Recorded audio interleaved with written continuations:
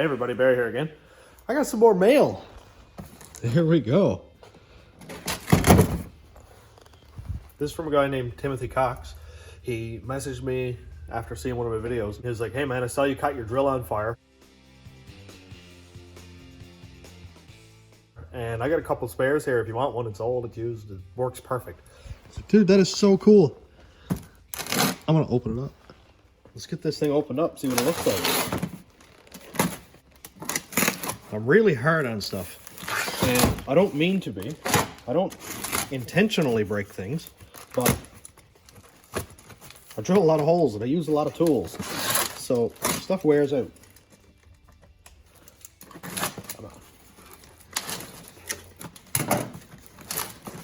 Dude, this thing is packaged up.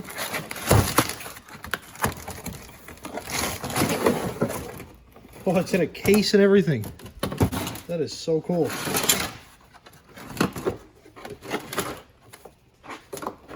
Wicked.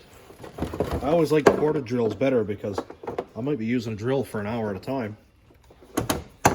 And batteries never seem to last.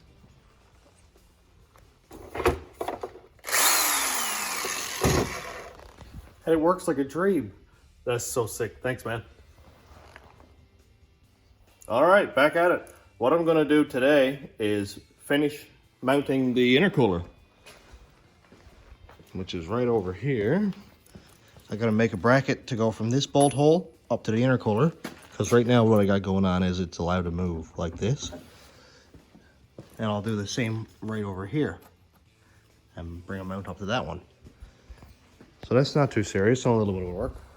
Also, the van that I got the drive shaft out of, I asked the guy if he'd sell it, and he did for a good price. I got it for like $100.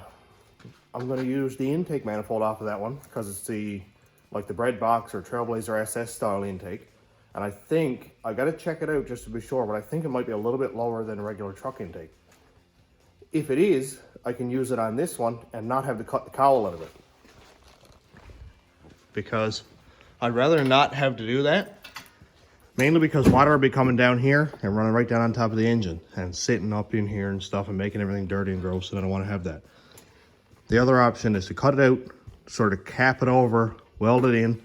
A lot of work for something that doesn't necessarily have to be done if I get an intake that fits.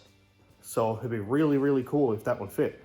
Also, instead of the map sensor being back here, like on the truck intakes, it's actually right up toward the front. So that's about a ½ an inch more room that I have that's not going to be hitting this. So after work, I'm just going to go ahead and pull that one up on the dollies, probably do a quick time lapse of it or something. And something else is kind of cool. It's a 2500 and it has a 4L80 or a 4L85E, which I didn't actually know existed until I looked it up. So it's got either one of those.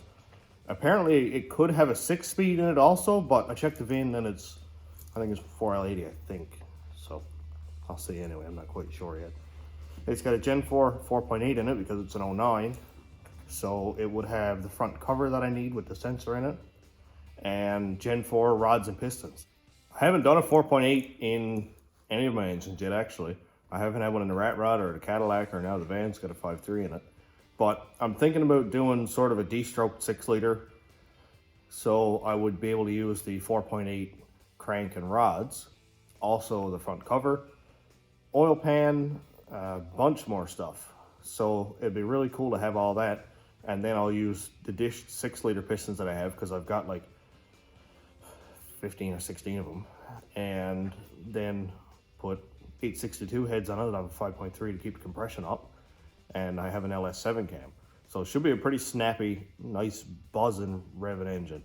So that should be something a little bit different. I'm used to like, not stock 5.3s, but cam turbo, that kind of thing.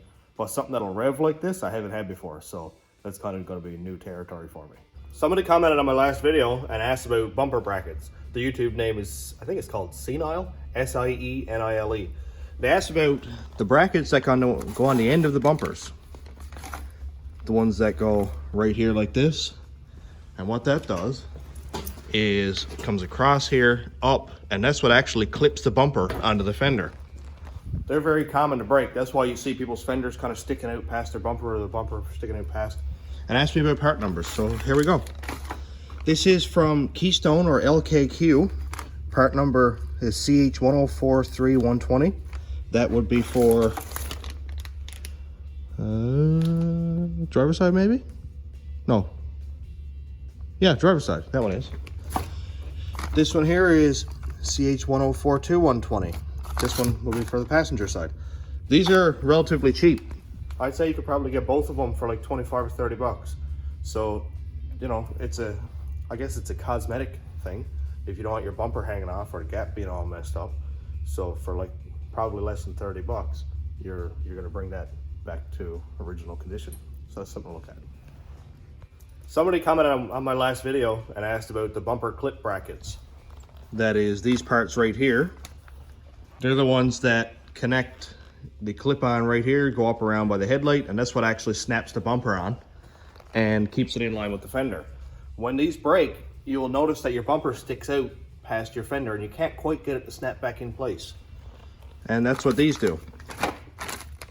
They've got all the tabs on them, stuff like that. This is like a factory replacement part. It comes from LKQ or Keystone.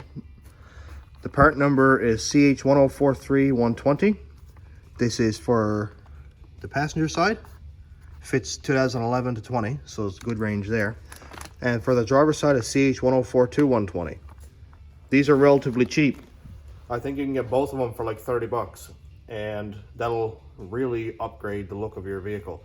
Not necessarily upgrade, but if your bumper's all hanging off, that's definitely a downgrade.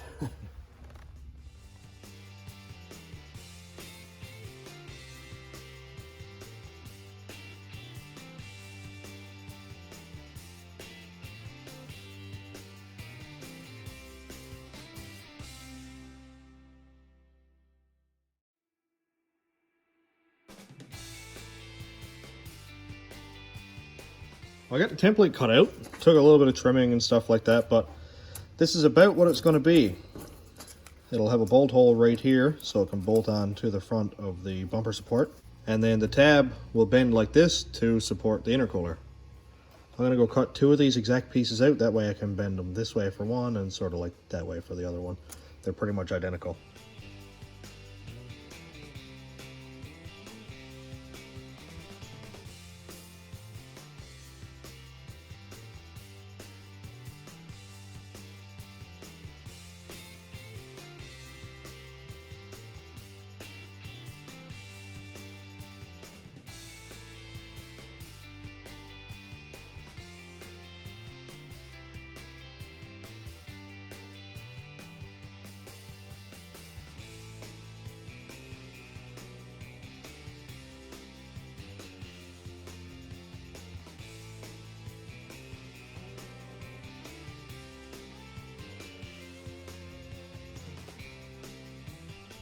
I get to use my new drill. Woo! I got one bracket pretty much made up. I know it looks kind of ugly, but it'll work well. I had a mark put down right about here that you can sort of see because my marker's wearing out. I'm going to drill it out and see if I can bolt it on.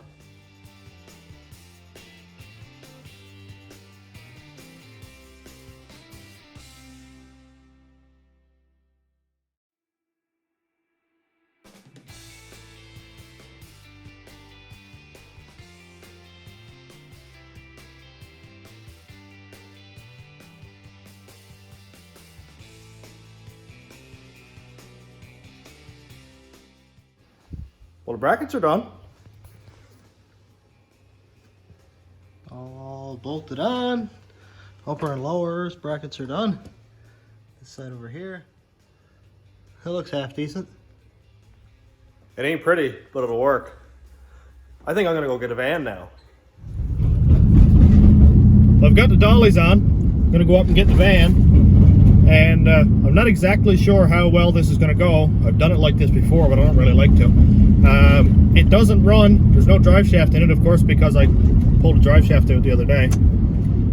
But I got the dollies on, and what I'm going to have to do is jack up the van as high as I can get it, and then basically back the dollies up and under the van, that last little bit, just to get the tires over the hump that's on the dolly. And then I'm pretty much going to run it home, cut converters off of it, and go sell those for scrap to pay for more van parts. That's pretty much what's been funding this whole thing.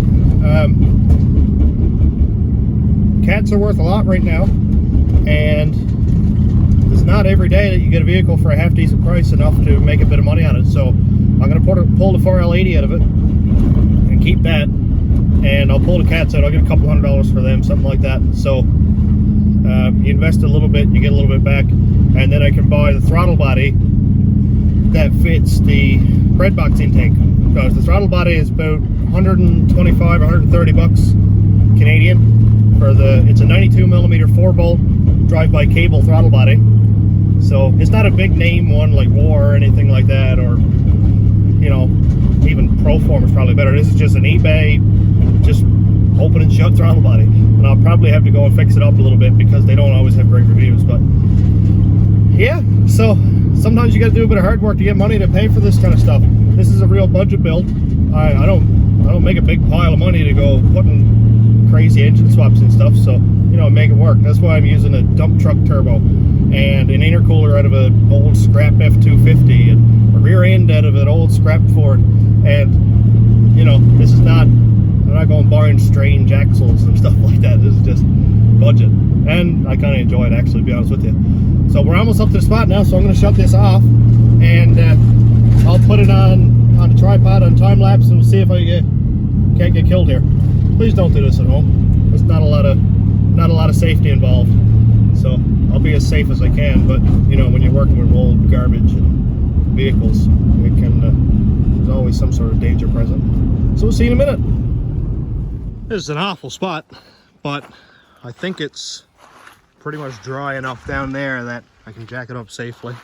A couple of boards here, I can put it under the stands if I need to.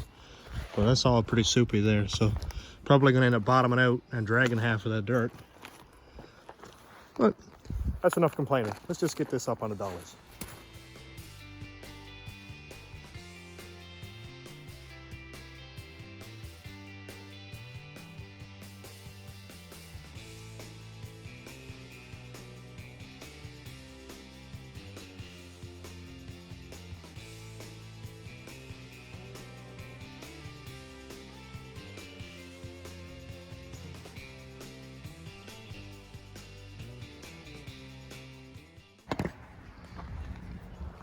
Well, that was awful. We're not even done yet. It kind of went squish on me because mud. So one tire is up on the ramp, but not on the pad where it needs to sit. The other one is on fully, so I strapped it on, put my safety chain on.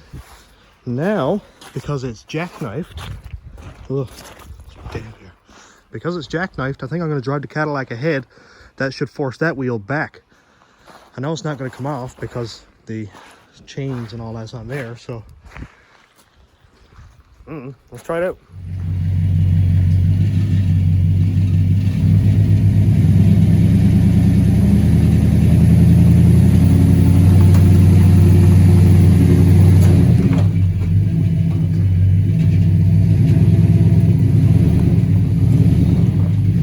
This is awful.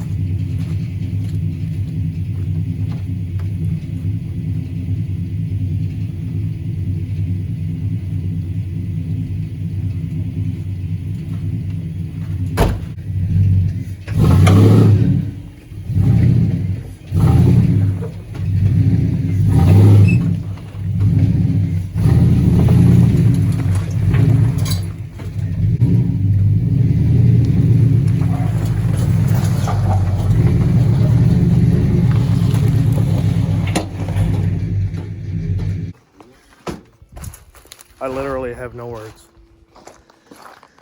Why are you so contrary? And it's all quite muddy. I can't drag it home like that, but I guess I'll have to get it somewhere dry and jack it up some more. What a mess.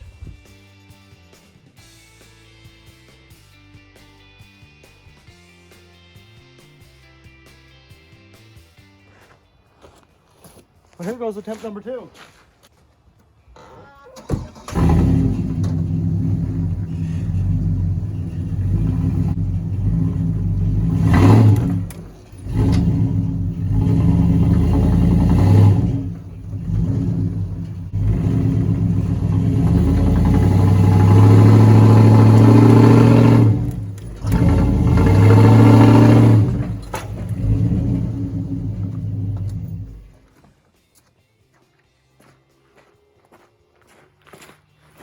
hate this van.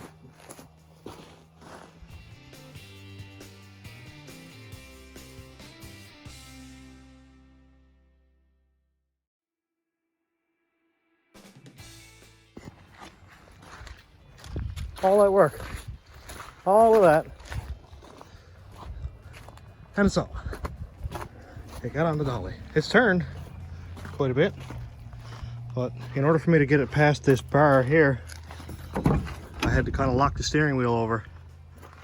So I'll undo that, get it straightened up, put straps on it. I'm dragging this thing home out of the way.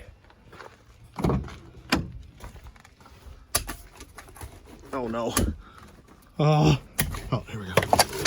Okay, that's much better. I didn't mean for this whole video to turn into me trying to drag this van home, but you know, this is part of the build. This stuff's what funds it, so you know.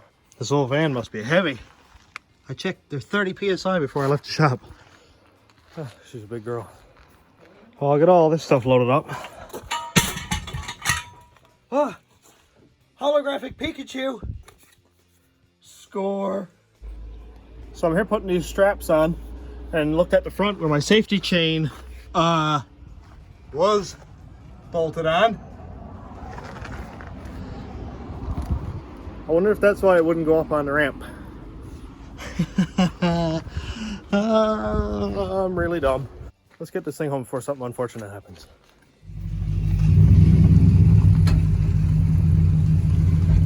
Woo!